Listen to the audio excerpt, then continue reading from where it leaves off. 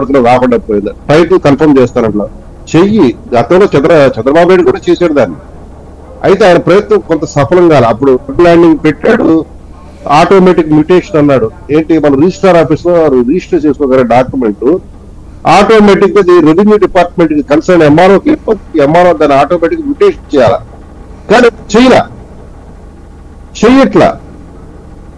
అక్కడ కూడా లోపం జరిగింది. అప్పుడు తర్వాత ఆ కోఆర్డినేషన్స్ దాంట్లో రెవెన్యూ డిపార్ట్మెంట్ డామినేషన్ పెరిగింది. మన దగ్గర డాక్యుమెంట్స్ ఉన్నా కూడా డాక్యుమెంట్స్ చెల్లవు.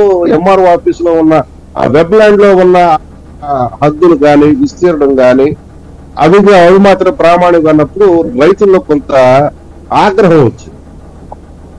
మేము కొన్ని తరాలుగా దాచుకుంటున్న డాక్యుమెంట్లు విలువలేంటి అనేది ఆ రోజు కూడా చంద్రబాబు వచ్చింది. ఇప్పుడు కూడా అదే వస్తుంది. ఇప్పుడు కొన్ని తరాలుగా వారసత్వంగా కానీ లేదా కొనుక్కున్న ఆస్తులు కానీ ఇవి ఎందుకు చెల్లవంట? అవి ప్రామాణికాలు కదా, ఇప్పుడు వరకు మనం యాక్సెప్ట్ చేస్తున్నాం 7.5 దశాబ్దాలుగా. అవి ఎందుకు చెల్లమంటున్నారు? ప్రభుత్వం ఇచ్చే ముద్ర చెల్లుబాటు, అది ప్రభుత్వం ట్యాంపర్ ప్రూఫ్ గా ఫుల్ ప్రూఫ్ గా ఎక్కడన్నా ఉందా? నాకు తెలిసి ఎక్కడ లేదు. ఈవెన్ వెబ్ ల్యాండింగ్ వాటిలో కూడాను నేను గమనించింది. నేను ప్రత్యేకం ఒక కేసు చేసినప్పుడు అక్కడ వివరాలు లేవు. వాళ్ళకి డబ్బు కొట్టిన తర్వాత మొత్తం మళ్ళీ వెబ్ ల్యాండ్ వివరాలు కనపడినాయి. ఇటువంటి జిమ్మిక్కులు కూడా జరిగాయి. 3 సంవత్సరాల పాటు కేసు సాగదీసుకోవాల్సి వచ్చింది. కింద నుంచి పైనుంచి కిందకి పరిగెత్తుకుంటూ కోర్టులు చుట్టూ డబ్బులు కొట్టిన తర్వాత మాత్రం వెబ్ ల్యాండ్ లో కనపడి. ఇటువంటి రెవెన్యూ డిపార్ట్మెంట్ లో జరుగుతూ ఉంటాయి.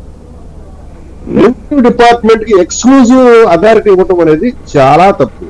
రెవెన్యూ డిపార్ట్మెంట్ అతిపెద్ద లిటిగెంట్ దేశంలో, ముఖ్యంగా మన రాష్ట్రంలో. ఒక లిటిగెంట్ కి ప్రిసైడింగ్ అధికారాలు ఇవ్వటము, జడ్జిమెంట్ అధికారాలు చాలా తప్పు. జ్యుడిషియరీని తొలగించడం తప్పు. ఎందుకంటే సాంసర్ గారు ఎత్తారు కాబట్టి టైటిలింగ్ యాక్ట్ ఇది ఎందుకు ప్రజలంటే ఇదే కారణం. రెండోది నీ బొమ్మలు ఏంటి అనేది అంటే పార్థసారథి గారు గౌరవంగానే అగౌరవ భాష మాట్లాడారు. కానీ అసలు అక్కడ జరుగుతుంది అగౌరవమైన భాష. పూర్తిగా ప్రజల్లో పూర్తిగా అగౌరవమైన భాషతో మాట్లాడుతున్నారు. కాబట్టి అది చాలా తీవ్రమైన స్వీపింగ్ కొట్టింది దెబ్బ వైసీపీకి. వాళ్ళు తెలుసుకుంటారు, లేకపోతే లేదు. చరిత్ర అనేది అక్కడ నిక్షిప్తం అయిపోయింది. ఇకపోతే పెరిగిన ఓటింగ్ పర్సంటేజ్ సార్లా ఎలక్షన్స్ లో ఓటింగ్ ప్యాటర్న్ చూద్దాము. నేను లాస్ట్ మొత్తం ఓట్లు వాల్యూ ఓట్లు 3,94,05,937 ఉంటే పోలేని 3,14,09,811 అంటే 80.3%, 100%. అందులో వైసీపీకి వచ్చింది 1,55,37,600, 49.8%.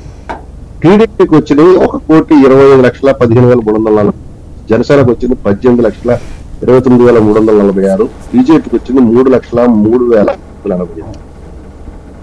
టీడీపీ